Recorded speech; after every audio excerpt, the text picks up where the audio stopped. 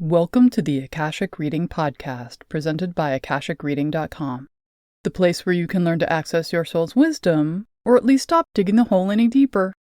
I'm your host, Terry Uktana, and today we'll be talking about one of the most common missing components for successful manifesting, which is when you move your identity from someone who wishes they were X to someone who is X, even if this means you're just at the very beginning of becoming X.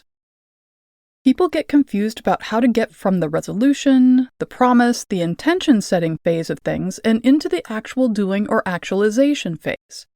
There seems to be a chasm between the two and no engineering plans for building a bridge. The end result looks perfect and shiny and makes us feel good. We're clear on what it is we're intending to achieve, and we're probably amazingly, in aching detail, aware of where we are and who we are at this moment, which begins to feel like the big start spot on a game board with a trail of squares marching in front of us to the horizon. The issue is not so much about what steps to take or what is required. Those are usually easy to figure out. Now we can Google and pretty much anything and everything is there. But where to look, what to do with the information, what to do first seems like a game we're starting which not only has no rule book, but all the words are written in a foreign language. Add to this the fact many people will choose to take on goals they have failed at before. And instead of seeing those failures as well-earned experience which has honed them and helped them so they're prepared to succeed this time, the experiences are carried around as baggage holding them back and brought out to be examined each time something doesn't go exactly as planned. So, how do you get from goal setting to actualization? Well, there are a number of ways. Willpower is the one which gets tried first, usually. It's a skill of the mind, which is what we're trained to rely on as our primary resource. Willpower acts somewhat like a ranch hand, constantly wrangling us as if we're wild mustangs which refuse to be controlled. Strict rules are enforced, a plan is developed, and then we're wrangled into doing what needs to be done each day until we get to the goal or we don't. Like all things, willpower is neither good nor bad, but it can have good or bad effects depending on how it's used. And it's not a universal fix-all. Willpower works best when supporting something you really want to achieve and enjoy doing in a way which is mindful, organized, and can be sustained over a long period of time. Willpower is bad for getting you to do something you absolutely don't want to do or need to do in a less than organized manner. It's really bad at doing something like helping you make an organic life change, which is all-encompassing. Just ask any dieter if you need an example. Another way to go from goal to action is being completely open to guidance from the universe. Our lives are a grand conversation between us and everything else, and the universe does want us to achieve our best self, so setting up the goal and then listening to the universe can be one of the best and most inspirational ways of achieving a goal. Like willpower, being open to spirit is neither a universal fix nor good or bad. To be receptive requires you be able to be very contemplative about your life, fully examining it, being in tune with yourself, your environment, and everything coming in and going out. The state of being requires immense flexibility to be able to take advantage of the synchronicities which come your way and not being afraid to step outside the box. This also means being very active out in the world because it is rare that opportunities actually come to the door and knock. However, if your issue is specifically you having difficulty understanding what the universe is saying or asking of you, not hearing your guides, and you can't get a feel for what it is you're supposed to be doing, then this won't work at all. The way I find most efficacious for succeeding at achieving resolutions, promises, and intentions is commitment. It doesn't matter about the signs, about the approval of authority figures, permission from spiritual beings, the stars' alignment, or what your family thinks. Too many times, all these things are in agreement we should do the thing we want most in the world, and yet nothing happens. Because nothing happens unless we commit. It doesn't matter how much support we have, how many messages we receive, or how many opportunities land at our feet. Until we commit, nothing happens. Notice I'm not saying commit to an action plan, a project, a dream, or a practice. Those are the external actions. Yes, we need to take them, and yes, we need to follow through on them. Like a good swing at the bat, a kick of the soccer ball, or a golf swing, it's the follow-through which actually gets you there. If you choke up, begin the stopping process before you've even connected with the ball, you've already failed. However, the commitment happens long before the action.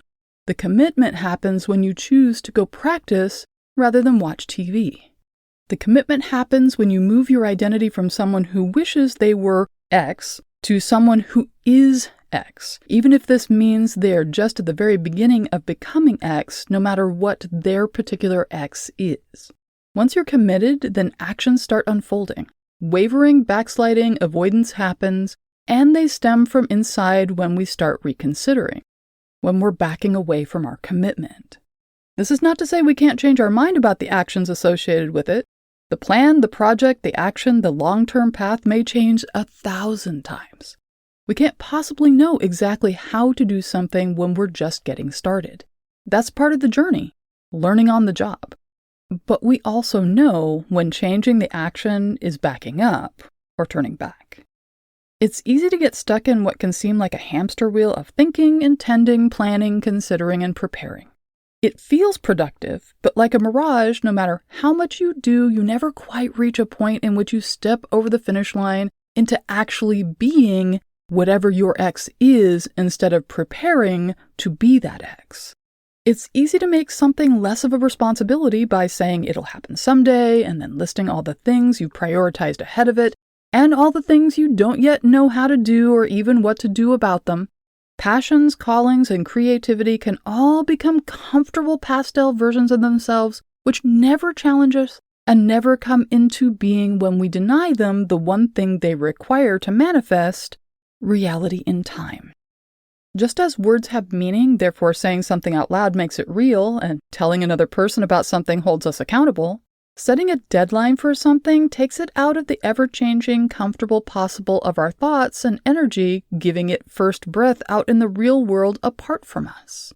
Making a statement, marking the calendar, committing to taking action by a certain date makes the project real. It begins the manifestation process, calling form out of us through the energy of a time yet to come, but moving ever closer incrementally.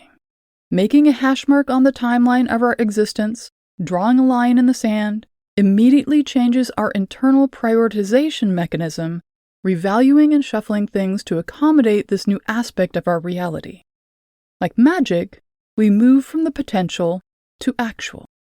What causes us to hesitate in drawing this line isn't a lack of passion, a smaller ration of joy or desire, some missing component, or a failure of will. It's the deep aversion we have to a transformative process which we do not control. We have transformed before, and the resulting experiences were mixed. Growing from an infant to a toddler was full of positive reinforcement and joy, hopefully. Growth spurts in the middle years were awkward, confusing, and sometimes painful. Puberty is its own rite of passage, which most of us are glad happened and joyful will never happen again. So the line in the sand clearly defining our transformation from who we were to someone who is manifesting a new way of being in the world is full of potentials which challenge us to our very core. As adults, we don't have parents cheering us on, willing to pick us up when we fall and making sure there are minimal consequences to our failures and false starts. We're the adults now. Which is why the courage has to kick in, not after we start manifesting our new selves, but before we even get started. We need courage to make this statement to ourselves in the universe, to put a mark in time saying, on this date, I will be fully engaged in making this project manifest into the world. Commitment is seen as the emotional equivalent of willpower. If you're committed, then you won't deviate from your goal no matter what setbacks occur or what challenges you face, and there is truth in that. However, what people misunderstand is commitment is not only something you have, necessarily, it's also something you do. Commitment is an act. It is the bridge between setting the goal and actually starting on the path to achieving it. Commitment as an act is the magical moment when you say out loud to yourself, your community, and the universe, this resolution or promise or intention is real. Just as names have power and give the user the ability to call or access the named, commitments have the power to create, to change, to activate. When I work with clients and students, I recommend they create a commitment ceremony for themselves because most people think of commitment as an internal thing. a feeling or a thought, and so they say to themselves, okay, I'm committed, and they're frustrated when nothing changes and nothing really happens. To be effective, commitments need to occur in a way which utilize all aspects of our being. This means they need to be external and physical, they need to be spoken, which utilizes our minds and hearts, and they need to be done ceremonially in order to connect our souls and the universe around us, i.e. the Akashics. Traditionally, this would be done with a fire at night with community and a statement of the goal and the commitment to achieve it. The community would witness this, agree to support the person, and an elder would give them some token as a focal point for their prayers and efforts, as well as give them words of wisdom to seal the deal. However, most of us aren't living in local tribal cultures anymore, and rarely do we have access to fire pits or even wood to burn, let alone a wise elder. So I recommend my clients devise a ceremony of their own. I suggest they spend time creating a sacred space for themselves in or near their homes if they don't have one already. Spend a bit of time thinking about what they're committing to and what it means for them, then pull together items which represent the various aspects of this and fill the space with them. This becomes the community which will hear the commitment. They should cleanse the space before working with it, dust or vacuum or sprinkle with holy water or light incense or smudge. Cleanse themselves and get into an undistracted state where they can focus on what they're about to do. Prepare a celebratory meal for afterwards. This can be light hors d'oeuvres or a full meal. Just make sure it's enjoyable and not leftovers, unless that's enjoyable for them, and then go for it. Then step into their space and make their commitment. This isn't a statement of intention. This isn't a promise to try. This is kind of a Yoda moment. Do or do not. There is no try. They are committing themselves to actually doing this thing they have set up as a goal, and this is their first step. They're agreeing they are willing to enact change and allow change to occur in order to succeed. I suggest they might want to state they will do so only for their best and highest good, and this is part of their commitment going forward. No turning back, no holding on to who they were. Once the ceremony is complete, they're committed. They are this new goal, this intention, this promise. And that's all the time we have this week. If you're interested in knowing more, check out my website, akashicreading.com. Thank you to my patron of honor this week, Lourdes. If you're enjoying this podcast, please consider supporting it by subscribing on Patreon. For just $5 a month, you can join in weekly patron-only classes, see all my other offerings, and get regular updates about what I'm working on at patreon.com/TerryUktana. Thanks. Bye.